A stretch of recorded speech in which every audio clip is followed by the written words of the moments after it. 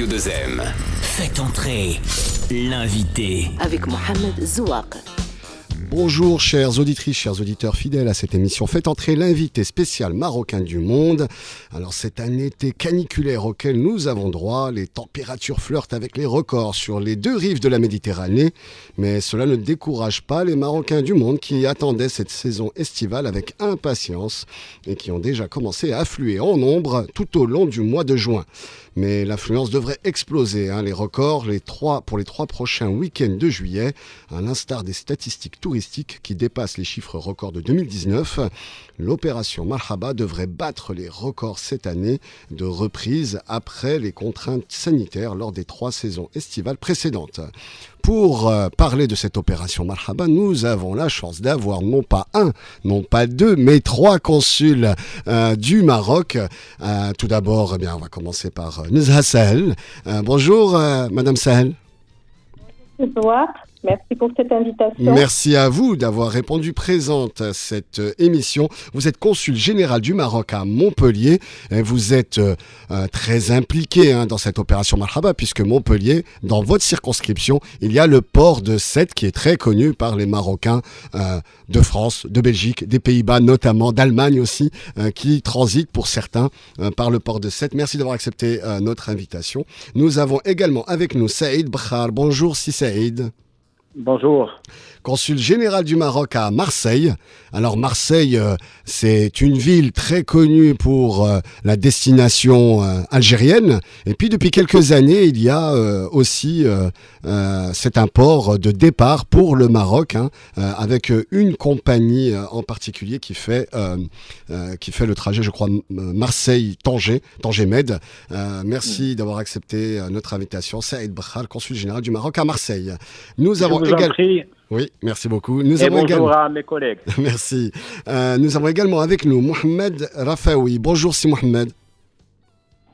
Oui, bonjour. Merci pour l'invitation. Marhaba, merci beaucoup. Vous êtes consul général du Maroc à Algeciras. Alors, c'est plus la peine de présenter Algeciras parce que c'est le principal port de transit pendant l'opération Marhaba, du côté en tout cas de la rive nord de la Méditerranée.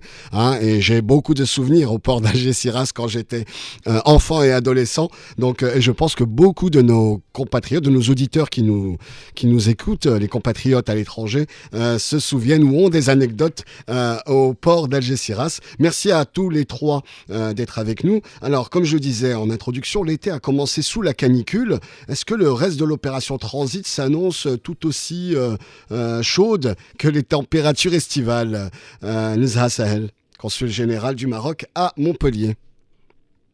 Bon, tout à fait, parce que là, on est en période de pic. Oui. Parce que on est en pleine opération de transit qui a démarré le 5 juin. Oui. Maintenant, on est sur une cadence très soutenue des escales vers Nador et vers Tanger. Donc, on a 2 compagnies qui desservent les ports du Royaume et avec une affluence très importante. Donc, on a pu constater que cette semaine, par exemple, nous avions approximativement nous avons atteint le chiffre de 17 550 passagers depuis le 5 juin, déjà. Rien que pour le port de Sète. Donc, la cadence, avec une cadence soutenue d'un navire par jour, et même jusqu'à 2 en même temps, 1 à 2 fois par semaine. D'accord, donc ça c'est en train de s'accélérer, c'est-à-dire que même les rotations de bateaux vont en s'intensifiant, puisque effectivement on est en train d'arriver sur les saisons, la période rouge en termes d'affluence, et donc les rotations de bateaux sont de plus en plus fréquentes. Tout à fait. Le taux de remplissage approximatif maintenant atteint entre les 60 et 70%. Donc au départ, on était sur un taux de remplissage allant de 100 jusqu'à 120. Maintenant, ça atteint les 800, les 1000, les 1200. D'accord, très bien. Écoutez, ça commence à chauffer du côté de Sète. Alors passons à Marseille, restons en France pour passer à Marseille. À Marseille, alors on sait que c'est un port quand même relativement récent, hein. Il y a une compagnie qui opère sur ce port. Dites-nous, Saïd Bakhar, quelle est la température dans votre circonscription, hein, la région PACA, je sais plus, voilà, ça s'appelle toujours PACA, ouais, parce que je sais qu'il y a eu un changement récemment, mais toujours la région PACA, et donc notamment sur le port de Marseille, comment se déroule ce début d'opération transit, et est-ce qu'il y a aussi une accélération, une montée en charge en ce mois de juillet? Effectivement, donc à l'instar de l'année précédente, donc il y a beaucoup de concitoyens qui ont choisi soi-disant le départ par Marseille. Donc depuis le lancement de l'opération, comme l'a dit donc la collègue, donc le consulat s'est donc présenté donc pour faire donc le nécessaire. Donc on a assuré une certaine présence donc là-bas. Nous donc on a un directement sur le port. Il y a directement sur le port, il y a des agents consulaires qui sont là pour. Il y a les agents de la fondation, mais je suis toujours en contact avec les agents de la fondation parce on va en que parler. Ici on a un afflux aussi très très très important des concitoyens qui viennent, donc là, ma présence donc est aussi sollicitée, mais je garde le contact avec soit la fondation, soit avec les agents de la méridionale pour soi-disant essayer de trouver les solutions. Mais de toutes les façons, donc de ma part, donc depuis le lancement de l'opération, comme on l'a dit, donc début juin, donc aucun problème, même avant, aucun problème n'a été donc révélé. Donc, d'accord, très bien. Donc les choses se passent positivement, impeccable. À l'approche de ces week-ends qui vont être très tendus, j'imagine, hein, ce week-end-là et puis les deux autres qui suivent du mois de juillet qui vont probablement constituer les pics d'affluence. Mohamed Rafaoui, à Algeciras, quelle est la température? Et j'ai une question complémentaire. Est-ce que, parce qu'il y a beaucoup de Marocains en Espagne, hein, plus de 800 000, 900 000 même on dit, est-ce qu'il y a eu une affluence, est-ce qu'il y a eu un petit pic pour l'Eid Kbir, hein, l'Eid al-Adha, qui s'est déroulé il y a quelques semaines? Est-ce que là aussi vous avez senti une activité, puis ensuite un tassement, et puis là peut-être que ça remonte? Indiquez-nous un petit peu quelles sont les tendances à Algeciras en Espagne. Oui, effectivement, nous avons enregistré durant le week-end précédent la fête de l'Eid, une recrudescence de passage de voyageurs et de véhicules. Il y a eu un petit pic avec à peu près 20 000 passagers qui sont passés par le port d'Algeciras et de Tarifa dans ce week-end-là. Et une bonne, je crois, à peu près 4 000 ou 5 000 véhicules qui ont transité ce même week-end. Et nous estimons que les week-ends prochains seront aussi importants du point de vue du passage des ressortissants marocains qui veulent se diriger vers le Maroc. Étant donné que le port d'Algeciras est considéré parmi les premiers ports de transit de nos concitoyens, et qui a enregistré jusqu'à la journée d'hier à peu près 300 000 passagers et 73 000 véhicules, ce qui fait à peu près 63% du nombre de passagers et de véhicules qui ont transité par les ports espagnols. Ceci est révélateur lui-même comme étant le port le plus important de l'opération Marhaba de cette année, de toutes les années antérieures, bien sûr. Rappelons qu'il y a plusieurs ports en Espagne, hein, Motril, je crois, Almeria, ou je crois que c'est Almeria, Tarifa, vous l'avez cité, et Barcelone. Il y a Almeria, il y a Motril, Algeciras et Tarifa. Algeciras et Tarifa font partie de la circonscription. De votre circonscription, tout à fait. Et donc, effectivement, c'est les deux, enfin, c'est des ports très importants. Algeciras, évidemment, très connu, mais Tarifa aussi, qui est un port qui a pris de l'ampleur sur ces dernières années. si Mohamed Rafaoui, est-ce que les pics, alors moi je me souviens dans les années 80-90, les pics d'affluence c'était les 2 derniers week-ends de juillet, ou des fois c'était le dernier week-end de juillet, le premier week-end d'août, ça dépendait comment ça tombait, parce que les usines en fait en Europe fermaient un peu en même temps, beaucoup d'usines fermaient un peu en même temps, et donc on avait un afflux sur 2 week-ends principaux, c'était vraiment les week-ends rouges. Est-ce que là aussi vous vous attendez à une affluence, alors probablement très importante ce week-end-là, mais surtout les 2 prochains week-ends? Effectivement, ça reste toujours les mêmes week-ends critiques où les Marocains se rendent en masse vers les ports d'Algésiras et de Tarifa, étant donné que c'est marque la fin de l'année scolaire pour les familles ayant des enfants scolarisés, marque aussi le début de la période des vacances pour les ouvriers marocains qui travaillent dans les usines, dans tous les autres secteurs. Oui. Et partant, c'est la période idoine qui vient juste après la célébration de la fête nationale française le 14 juillet, qui annonce le commencement des grandes vacances, effectivement.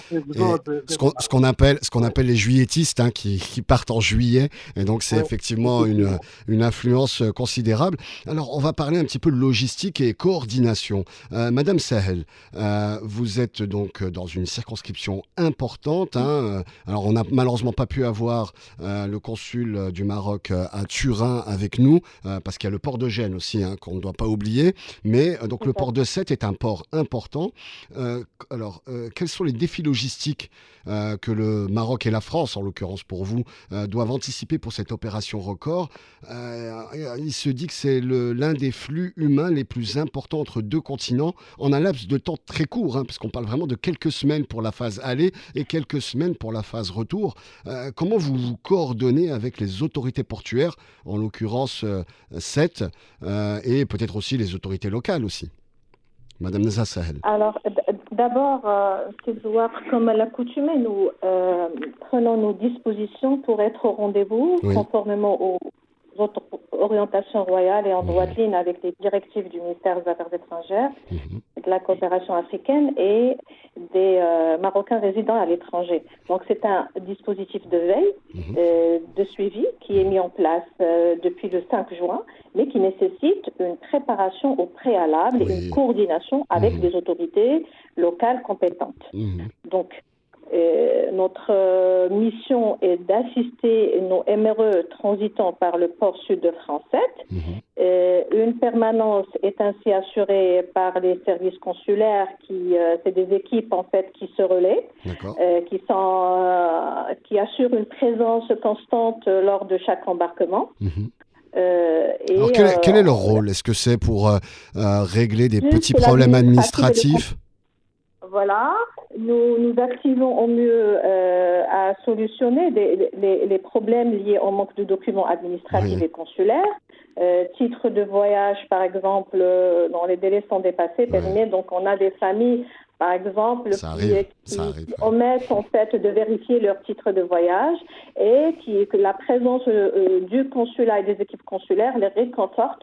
Donc déjà, ils ont ce contact. Ils ont un premier contact avec le pays d'origine, avec la mère patrie. Donc ça les réconforte, mais aussi la présence et la mobilisation durant l'opération Marhaba des équipes de la Fondation. Déjà, c'est une présence familière qui est aussi rassurante pour nos MRE.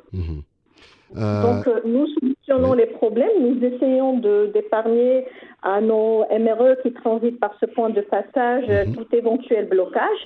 Des délivrances, par exemple, des laissez-passer pour des enfants ou des personnes, des MRE qui, comme je vous ai expliqué, qui omettent en fait de vérifier la validité de leur titre de voyage ou des documents égarés et une prise en compte jusqu'à la dernière minute. Et vous arrivez à solutionner ces cas administratifs en l'espace de 24 heures, ou bien il faut plus de temps parce que c'est pas simple aussi? C'est dans l'immédiat. C'est immédiat, d'accord. C'est l'objectif. Donc c'est des laissez-passer, par exemple, là, parce que je pense qu'un passeport ne peut pas être établi en si peu de temps. C'est quoi? C'est des laissez-passer que vous accordez? C'est des laissez-passer simples et ça permet aussi, bien sûr, sur la base de documents administratifs et consulaires, qui prouvent, bien sûr, c'est-à-dire que voilà, on a, c'est bien un Marocain qui a aussi des papiers qui sont dont les validités sont dépassées. Donc c'est en fait ce que je voulais dire, c'est l'assistance consulaire et administrative. Voilà. Oui. Et c'est un suivi permanent pour répondre au mieux aux attentes de la communauté. Donc, comme j'ai déjà aussi, c'est en fait cette présence qui réconforte à chaque fois nos MRE, parce que c'est une opération de grande envergure qui nécessite une mobilisation constante et une préparation au préalable avec les autorités locales de SET. On est en coordination 2 mois ou 3 mois avant le lancement de chaque opération chaque année. Donc, pour veiller aussi sur la mise en place de tout ce qui est, par exemple, parking, pour s'assurer des conditions d'accueil au port de SET, de nos MRE, les espaces de parking, d'embarquement, s'assurer parfois des aménagements pour tout ce qui est sanitaire, espace d'ablution, espace de jeu, espace de restauration. Super. Donc, voilà, c'est des dispositions à prendre au préalable et avec les autorités locales compétentes. Alors, j'ai entendu dire, j'ai pu visiter Sète il y a quelques années, et le port de Sète d'ailleurs, et j'ai entendu dire que le maire de Sète est un amoureux du Maroc. Donc j'imagine que la coordination se fait plutôt dans la joie et la bonne humeur, n'est-ce pas, Madame Sahel? Oui, tout à fait, avec les services de la mairie, parce que déjà il y a un jumelage entre Sète et El Jadida. Oui. On est dans une coordination en permanence et l'objectif étant de permettre à nos MRE qui transitent par SET, c'est-à-dire des meilleures conditions d'accueil et de transit. D'accord. Et on a des locaux qui sont sur place, donc des locaux c'est-à-dire qui sont mis en place par les autorités. Et grâce en fait à cette coordination, on a pu, c'est-à-dire que les services consulaires sont maintenant à chaque embarquement, chaque jour pratiquement, parce que c'est une présence 7 jours sur 7, selon le planning. Mais ces semaines, donc on a chaque jour, on a pratiquement un bateau, un navire qui part du port de Sète. Et donc, on peut accueillir dans ces locaux. Vous êtes sur le pont.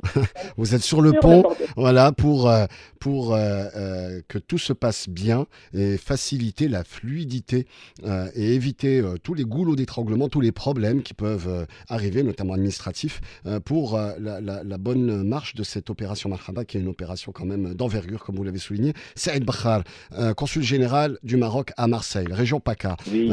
On sait que le port de Marseille n'était pas un port traditionnellement connu pour l'opération Marhaba. Depuis quelques années, c'est le cas. Il y a une compagnie maritime qui fait la liaison avec le Maroc. Et là, est-ce que la coordination est aussi intense avec les autorités locales et les autorités portuaires? Comment vous avez préparé et comment vous coordonnez avec les autorités locales et portuaires de Marseille?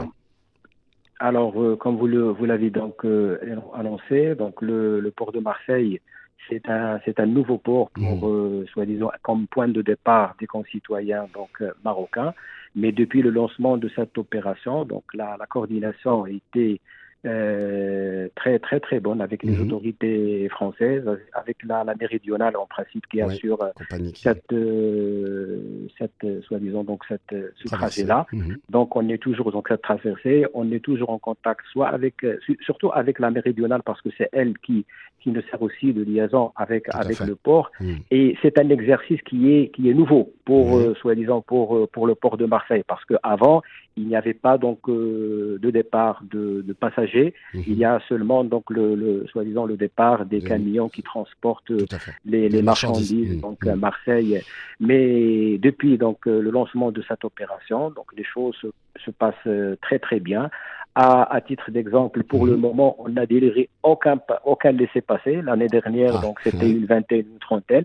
Donc les Marocains sont toujours soi-disant donc avisés à ce que les passeports soient en cours de validité. Donc, vous n'avez pas eu d'incident à gérer, en tout cas aujourd'hui, jusqu'à aujourd'hui. Alhamdulillah, rien à signaler. Mais par contre, si vous êtes sollicité par une famille marocaine qui arrive à Marseille, qui a un petit problème administratif, un document qui manque, etc., eh bien, vous avez cette capacité sur place, donc, c'est-à-dire quasiment donc, dans l'heure ou pour que sur place. Donc, s'il s'agit d'une perte du passeport, si l'identité soi-disant de la personne est établie, sinon, donc, on prend contact avec nos collègues. Quand on a un problème qui se pose, même si pour les concitoyens qui habitent dans des villes, d'autres pays, d'autres villes donc Belgique, françaises, Pays-Bas, on prend contact avec nos collègues et pour vérifier qu'il est bien inscrit dans le registre consulaire. Est-ce que effectivement, donc s'ils nous confirment soi-disant l'immatriculation, l'identité, si jamais il n'a pas un document qui justifie, on délivre un laissez-passer aller simple et le concitoyen devrait en principe se faire établir le passeport une fois qu'il sera au Maroc par le biais de la délivrance d'une attestation d'immatriculation, un document qui est toujours sollicité par les autorités marocaines pour accéder aux demandes de nos concitoyens. Ce qui est important, c'est que ça évite de rater le bateau pour lequel on a déjà réservé. Et donc effectivement, ça permet d'éviter le mauvais départ des vacances. Parce que, voilà, donc vous êtes là pour éviter maintenant, donc on n'a pas eu de problème. Même aussi les collègues de la Fondation. Oui. Donc, alors justement, j'allais vous poser une question sur la Fondation, parce que c'est vous qui en avez parlé d'ailleurs au début de l'émission. Comment vous coordonnez avec la Fondation ? Est-ce que c'est eux qui vous sollicitent ? Est-ce que c'est vous qui les sollicitez ? Comment ça se passe, ce dialogue ? Au contraire, c'est eux qui nous sollicitent quand il s'agit d'un problème. Mais le contact est toujours depuis 3 ans, donc on est toujours en contact avec eux. Et eux, ils ont la possibilité aussi, parce qu'ils ont leur correspondant au Maroc, et quand il y a un problème même qui se pose ici et qui pourrait être réglé au Maroc, c'est eux qui prennent la charge de le faire. Donc ils peuvent aussi effectivement fluidifier, résoudre certains effectivement, incidents. parce qu'ils ont les correspondants, et les correspondants, comme vous le savez, donc ils ont un accès à beaucoup d'administrations marocaines dans le cadre, soi-disant, des directives royales, donc pour assurer un bon accueil et de bonnes conditions donc, de retour de nos concitoyens.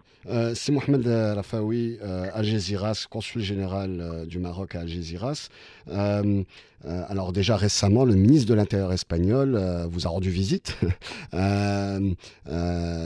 C'était lundi, ça se passait lundi, justement dans le cadre de cette tournée un petit peu pour voir si tout se passe bien au niveau de...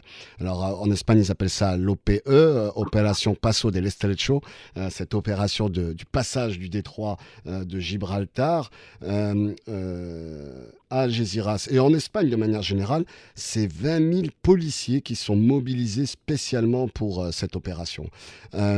Comment vous coordonnez avec notamment les 2 ports qui dépendent de votre circonscription, à savoir Algeciras, qui est un port immense, et Tarifa, qui est aussi un port qui a commencé à prendre de l'ampleur ces dernières années.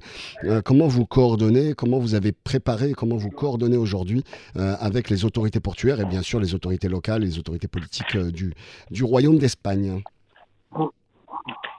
Oui, effectivement, le ministre de l'Intérieur espagnol, M. Fernando Grande Marlaska, a rendu visite aux installations portuaires du port d'Algeciras, comme vous l'avez dit, le 10 juillet courant, le lundi.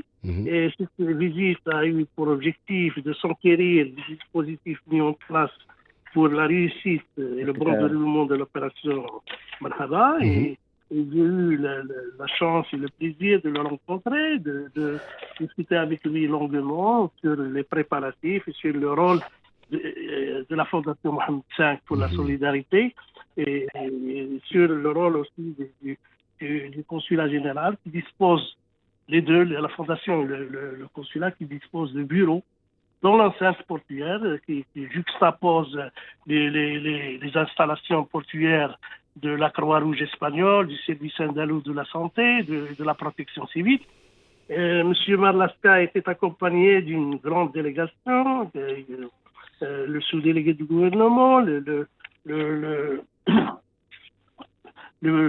responsable de l'administration générale de l'État dans le bassin de Gibraltar, les commandements de la garde civile, de la police nationale, de la police portuaire, les présidents de la protection civile du service indemnitaire de la santé. Et ils sont venus voir comment ça se passe au niveau du port d'Algeciras. Ils ont été très satisfaits du bon roulement de l'opération, étant donné que ce port, comme je vous ai dit précédemment, est considéré le port le plus important de transit pour les ressortissants marocains, qui a enregistré jusqu'à présent plus de 300 000 passagers et plus de 73 000 véhicules, et qui reste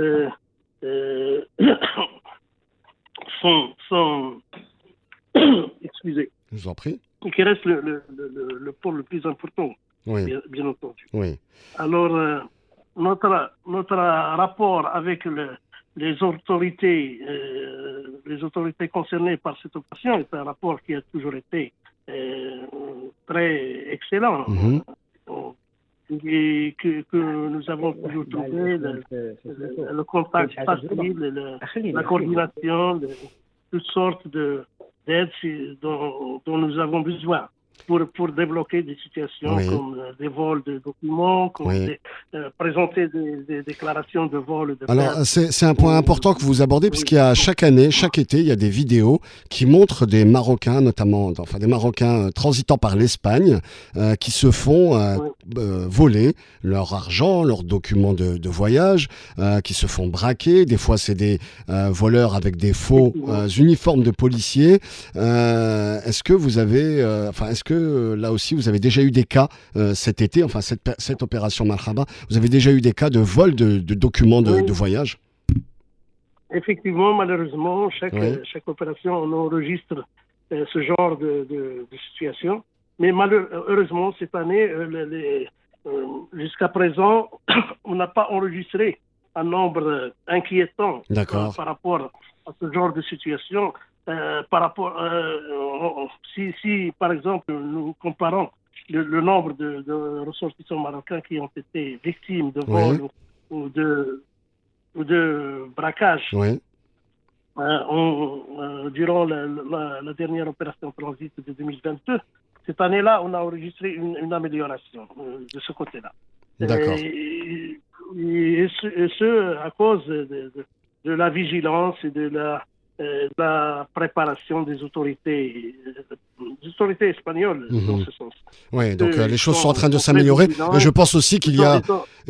Alors on peut transmettre un conseil à nos auditrices et nos auditeurs de faire très attention, de ne pas s'arrêter n'importe où, de toujours surveiller ou d'avoir sur eux leurs documents de voyage pour éviter effectivement ce risque qui est quand même important et de gâcher finalement ces vacances qui débutent malheureusement mal.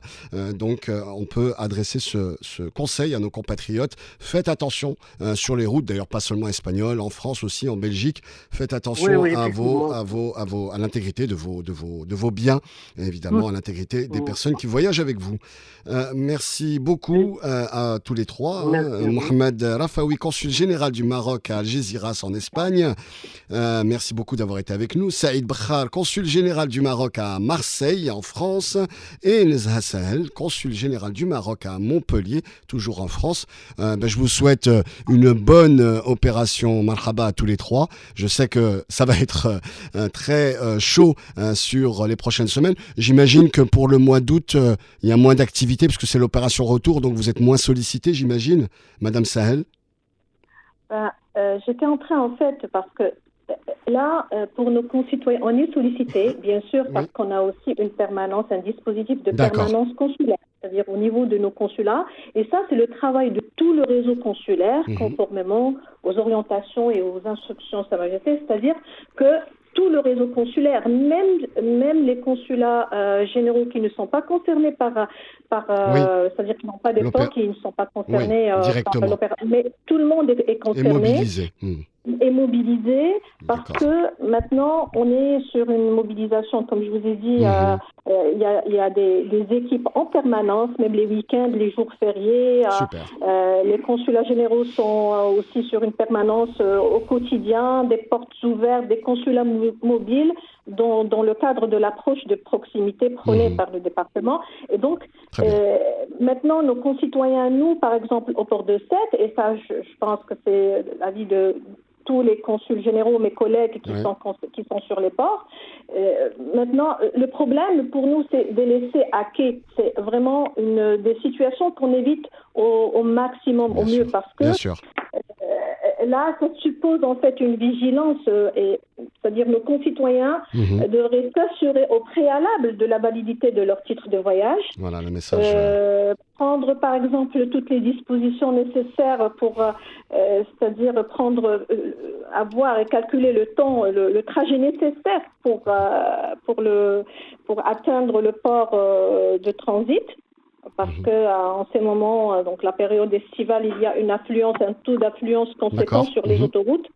Donc c'est toujours des dispositions à prendre et on est constamment c'est-à-dire en train de rappeler à nos concitoyens de prendre ces dispositions en considération pour pouvoir pour qu'il n'y ait pas de problème. Effectivement, sur le port de Sète, on n'a pas eu Dieu merci d'incidents. J'espère que ça continuera comme ça. Merci beaucoup Neza Sahel, merci Saïd Bakhar, merci Mohamed Rafaoui. On souhaite de bonnes vacances à tous nos compatriotes, ceux qui viennent au Maroc et puis ceux qui vont aussi passer leurs vacances ailleurs évidemment. Et marhaba pour ceux qui viendront au Maroc cet été. Eh bien moi je vous donne rendez-vous la semaine prochaine pour une nouvelle émission Faites entrer l'invité spécial marocain du monde. Tout de suite la suite de votre programme sur Radio 2M. À la semaine prochaine, au revoir. Vivre avec vous.